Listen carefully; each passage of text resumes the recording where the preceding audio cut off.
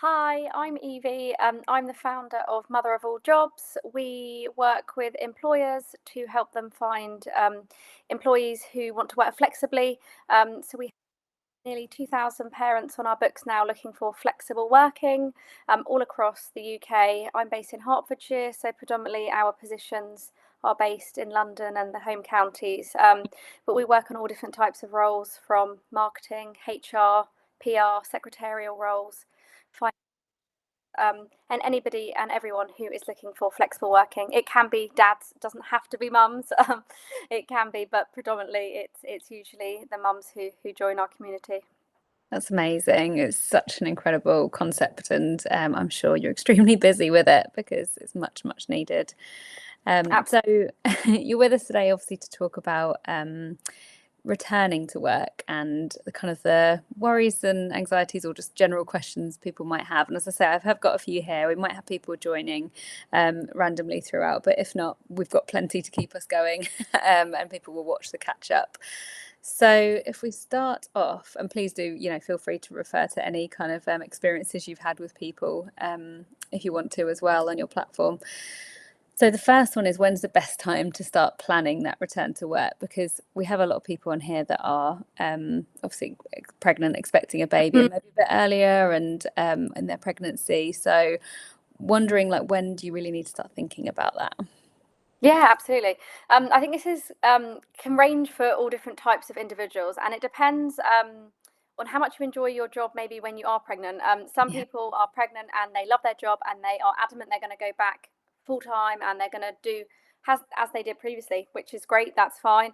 Some are unsure how they're going to navigate it. So I always think before you go off on maternity leave, it's really important to understand the process and don't commit to anything then, because you don't know how you're going to feel in maybe Mhm. 3 months, 6 months, 9 months, even a year down the line. So I would say understand what the returning to work process is for your organisation before you come off maternity leave. Mhm. Um, so do they need to know 6 weeks in advance? Do they like to know 8 weeks in advance? All organisations are different. Some of them say, have your time off and we'll speak to you on this date, like a year from then, which is great. It can vary between organisations. So I would always say understand what they think or what the process is before you go off.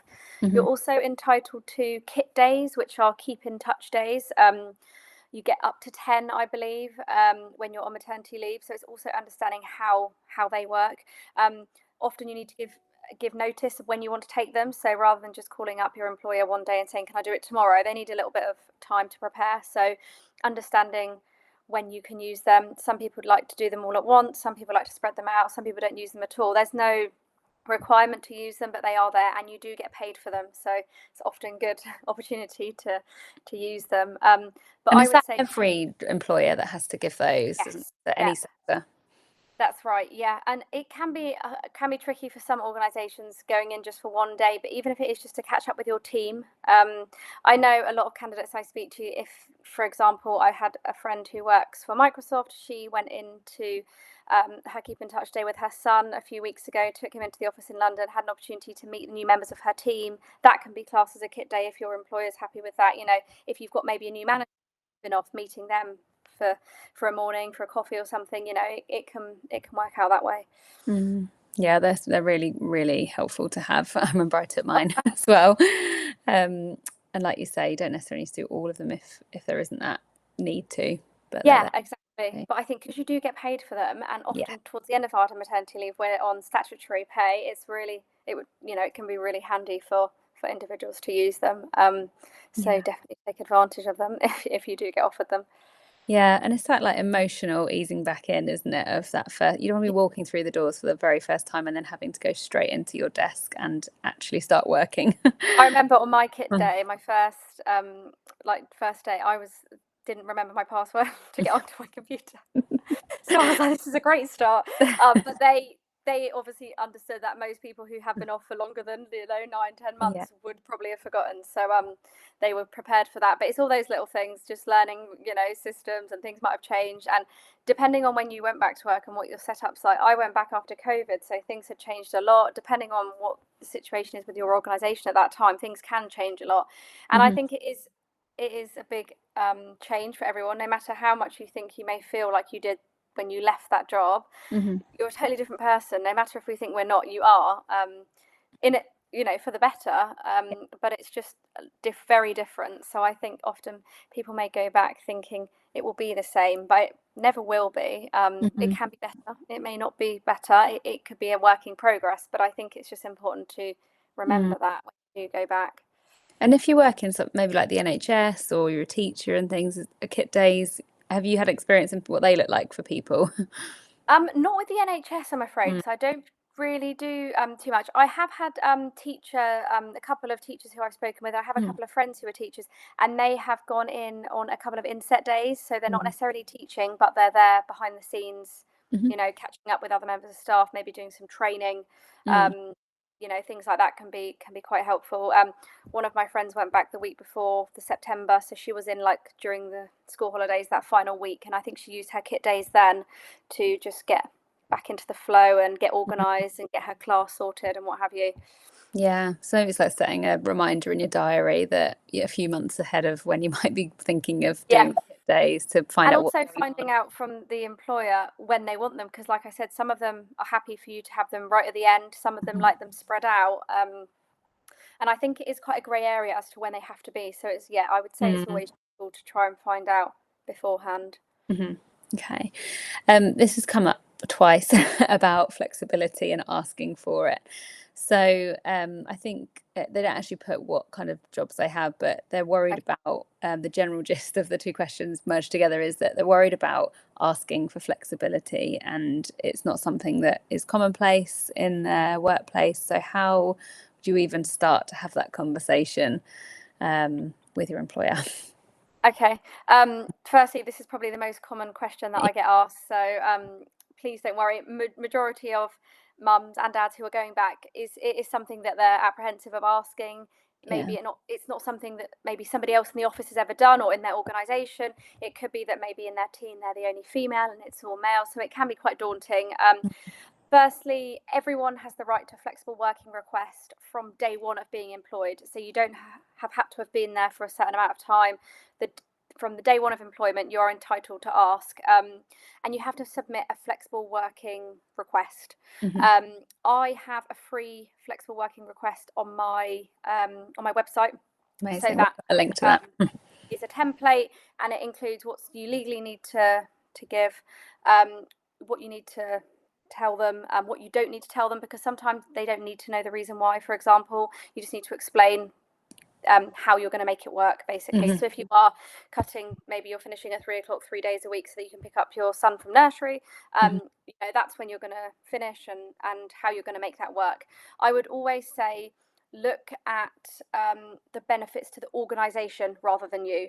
As much as it's important for us to be there for our children and want to pick them up from nursery, as an employer, quite frankly, they often don't care Mm. who picking their son up, or they don't have that emotional attachment, a lot of them, as to why you want to pick your son up. For us, it's a no-brainer because I want to be there, but for them, they are more worried about how you're going to make that work within the organisation Hmm. and how it's going to navigate. Yeah. So I would say keep the flexible working request in writing formally. So like I said, I've got a template which I'm more than happy to share with you, and it's on my website. It's free, and you get 2 opportunities in 1 year to submit them. Hmm. And they have to respond to you, I believe, within 8 weeks. It's on my template. I have to double check as to whether they will accept it or not. But Hmm. there's options on there whether you could maybe suggest a trial period. So you could say to them, can I trial it for 3 months, see how it works? I'm yet to meet somebody who's done that and they not agree to it, because usually mums are great at making it work, and it can work and they see the benefit from it. So that's always handy, but it Hmm. is daunting, especially if it's something new in an organisation and somebody hasn't done it before. Yeah, Uh, yeah. And it it's can be. handling, I suppose, once you've got that, it's handling other people's views on it as well. If, there's one thing to get the request approved, but then feeling within the team perhaps a bit judged or feeling Yeah, like you're not. So, how would you have any advice around that? yeah, absolutely. So something I talk about a lot with candidates is boundary setting, and I always recommend it starts at the beginning. So my number one, which I probably say too much and I need to remind myself, and it's something I say to everyone, is don't apologize. Don't say sorry, I have to leave to collect my daughter from football, wherever it is, or from nursery, don't apologise, because as soon as you apologise, it's like you're doing something wrong, but you're Yeah. not. Yeah. And boundary setting with regards to knowing your limits and when you're gonna. So if you do finish at 4:30 and somebody has asked you to join a meeting at 4, it's saying from the outset, I can attend the meeting, but I'm leaving the office at 4:30 to pick up my son. Yeah. That's it. No, that's how it is. Not, oh, I might be able to, but I need to leave at this time. It's just set it straight. And I would say try and not apologise, and just make sure you keep your boundaries there. As soon as there's a bit of a wiggle room, or you suggest, oh, I might be able to leave at 4:45. If that's going to work for your setup, fine, but usually it doesn't if there's a reason that you need to leave at 4:30. Yeah. So setting those boundaries from the beginning is really, really important, and making it clear and not apologising. And you also don't have to explain. Mm. I think the less you say, I'm leaving at this time, that's how it is. I would recommend starting that from the beginning, from the outset, so that people know. And it can just be the way that you say it. Like I said, you don't have to say, sorry, I've got to leave at 4:30 because I've got to drive to this place and pick up this truck. They don't need to know that. Just, keep it simple. I'm leaving at this time. And you can always suggest an alternative to them. So I'm back in the office at 9:30 tomorrow. Would you like to meet then instead? Or on a Tuesday, I work till 6. Does that work better? So offering alternatives rather than just saying, no, I can't do it, can really help. Yeah, I love that. And you'll be unknowingly setting it up for someone else to make that easier for them one day as well. Like if Absolutely. they might not understand at that point, but one day they'll be really grateful that they learned from you. Boundaries. Yes, I'm so sure 100%. of that. 100%. Yeah. Thank you for that. So a couple of these are quite similar. So I'm I'm going to just plug gonna... my laptop in. I've just seen the message pop up. Oh yeah, the message of doom. Sorry. No, no, go for it. I'm just going to try and merge these a bit together.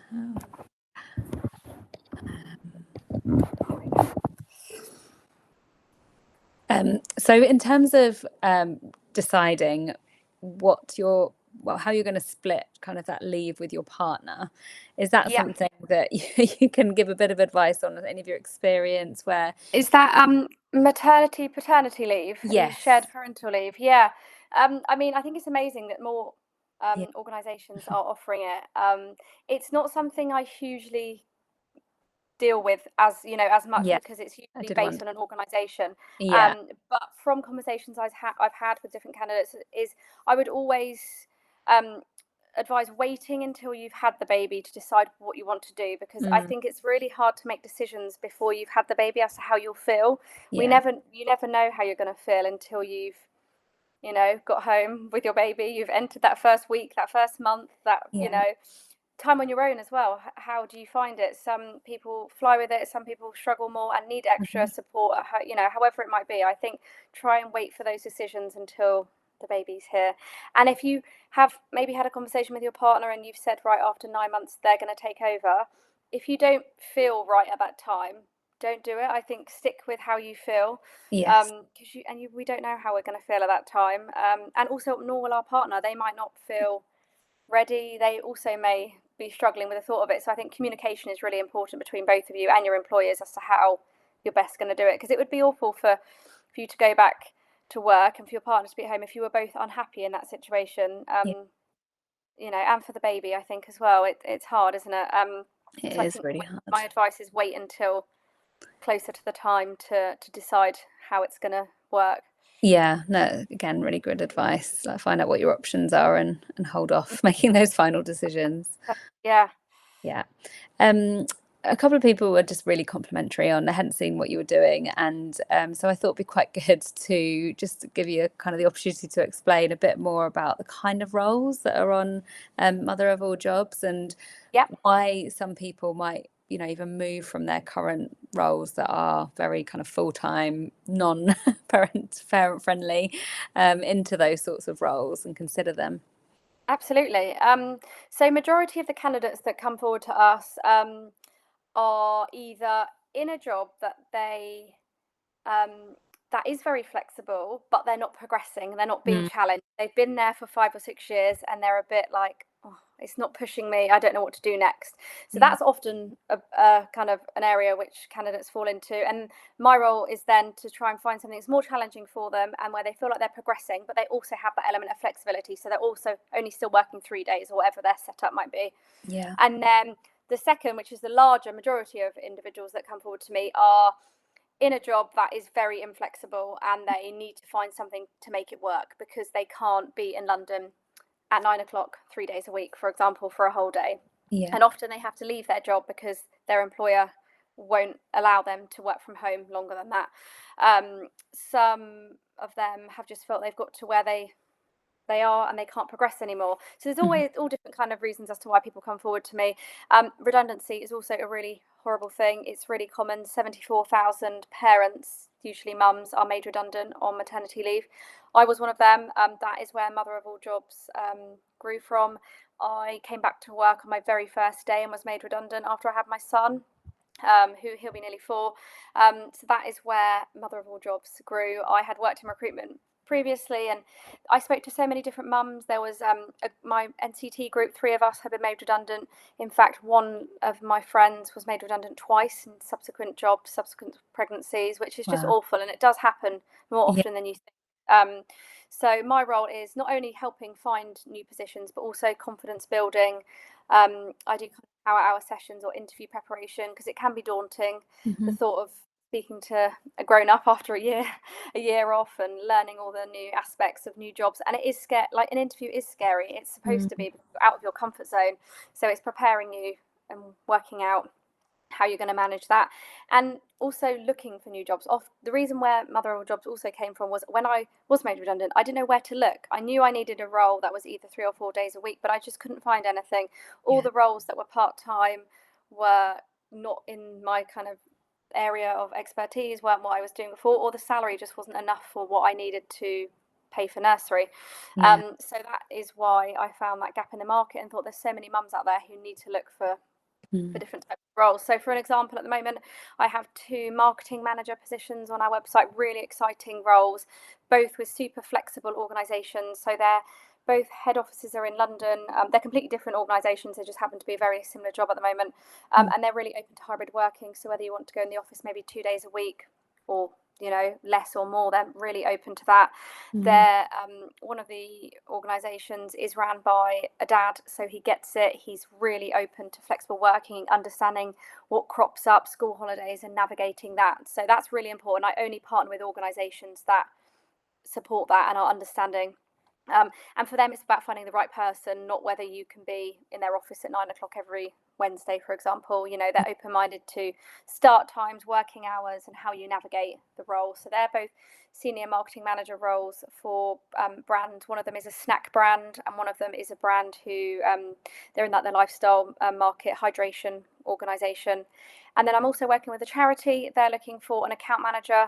So they have an office in North London. Again, they're flexible, so they're open to hybrid working. If you wanted to do 5 days, 4 days, they're quite open to whether it's part-time or full-time. If you were working 3 days, again, they wouldn't say no to interviewing you if you wanted to make it work. They're really open to that. And that is with they give emotional wellbeing support to teachers, colleges, any type of education establishment, and they support the mental health of teachers, lecturers, anybody who work in there. And they're looking for an account manager or business development manager to support the all the accounts and schools that they're working with. So that just gives you kind of an idea. We've had roles in the past. We've had remote PAs, so a charity was looking for a PA who was fully remote, which works really well because you don't ever have to go to the office. We've had HR managers. We had an organisation that they only work 4 days a week. So everybody in the company only works 4 days, but you still get 5 days pay, and they're part of the government scheme called the 4-day working week, and there's more Yeah. organisations joining it. So I recommend having a look at that if you haven't already. So I helped them find a HR people manager. She only worked 3 days a week. So, but because the organisation, everybody only ever does 4 days, she still got 80% of the pay, but she just needed to work 3 days a week, which worked really well for her setup. And she had brilliant experience. She was worth, what they were paying. So that worked really well for her. So they give you kind of an idea of different. Some weeks there's more jobs than others. It just depends where kind of. Yeah, of I would course. say don't be disheartened as we come into November and December. If you're looking for roles, there isn't much out there. It's really quiet. Often organisations' budget is low at this time of year. Companies are winding down rather than, so January is a really good time. So I would say if you are looking, don't worry too much if you can't see anything out there. I would focus on updating your CV. Again, I can support you with that if you need help with that, making sure your LinkedIn is up to date and just making sure that you are in the best mind frame for looking for a new role. I think that's the most important part as well. Yeah, it's such an incredible service. And how do people, is that a free service, or do they pay for like a subscription, or how does it work with you? Yeah, so I offer a couple of free templates on my website. Yeah. So, the flexible working Yeah. guides like that. I'm more than happy to support with CVs, which is a free service. I do also offer power hour sessions, which are paid, but that Mhm. will be a lot more of an in-depth conversation. So, really going to help you look where you're looking for a role, what kind of role you're looking for, supporting your confidence, understanding boundaries, and making you look outside the box and see what's going to work for you.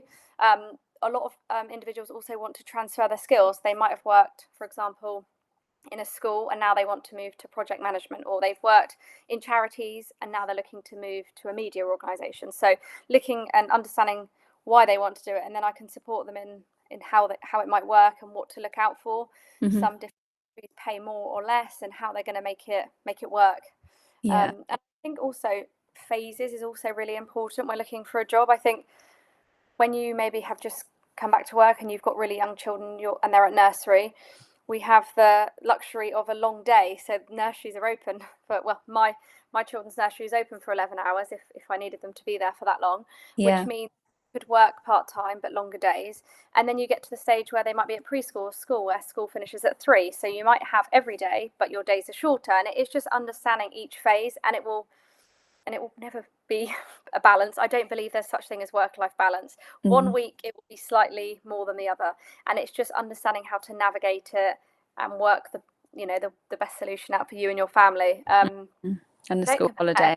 Different, aren't they? Yeah. Yeah, the school holidays can really throw in the spanner if Yes, I've got my first half term next week, and I'm thinking, oh oh my god, it's another hurdle, isn't it, it to is. overcome and. And you want to find that balance of, gosh, they're not this age forever, and you want to spend the time with them, but equally you need a understanding employer that lets you do that guilt free from there as well. So I just think what I love about your offering the most is that you're only obviously ever going to work with companies that really do value that, and it's not just a kind of lip service to flexible working, and they're all Absolutely. vetted first. Yeah. Yeah, and I think flexible working can mean so much. Yes. Someone part-time could mean 1 day a week or 4 days, or it could mean 5 days, but less, there's no one set rule, I don't believe. Yeah. And really, mums never work part-time. We're all doing everything full-time. And Yes. one other thing, just while I'm thinking of that, is Yeah. I speak to some candidates who will discuss maybe working 4 days a week, for example, for their organisation. So they're losing a day's worth of pay. However, their employer is not having somebody else do that role. Mm. So say you work Monday to Thursday.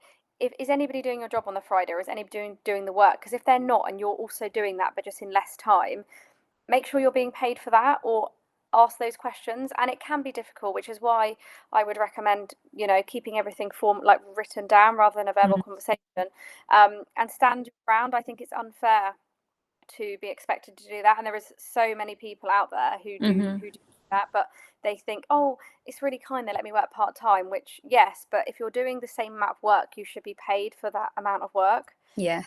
Unless they have somebody filling those gaps. And even more so if somebody's working 3 days, and you often hear that they're, working late at night trying to catch up, but it's because nobody else is doing the extra work, but then Mm. for it. Yeah, and I think I've heard quite a few, and I do a bit of consulting myself here and there, and consultants can often undervalue themselves, as I think as mums, where you think, oh, you go by your old salary or something, and Mm. actually you need to be paid so much more because you're not getting the benefits and the perks of someone who's Yeah, employed. absolutely, absolutely. And if you are working part-time, when you go on maternity leave, you've got to also consider that your maternity pay would be, on that part-time basis. So just be aware of that as well. I think a power hour with you would be so invaluable for anyone who's just sort of feeling like, I don't really know how to navigate this, because I imagine Mhm. you can just get that all into a session for someone. So Yeah, it's been fantastic to talk to you. Thank you so much for your time. Thank you. Really enjoyed it. And like I say, if anybody wants to reach out, my website is motheralljobs.co.uk, and you can contact me via there. Everything is on there. We'll pop the links, and they're on your profile on the hub as well, but we'll put the links under this video and on YouTube as well. Okay, thank you, Evie, and we'll catch up soon. Bye. Bye, bye.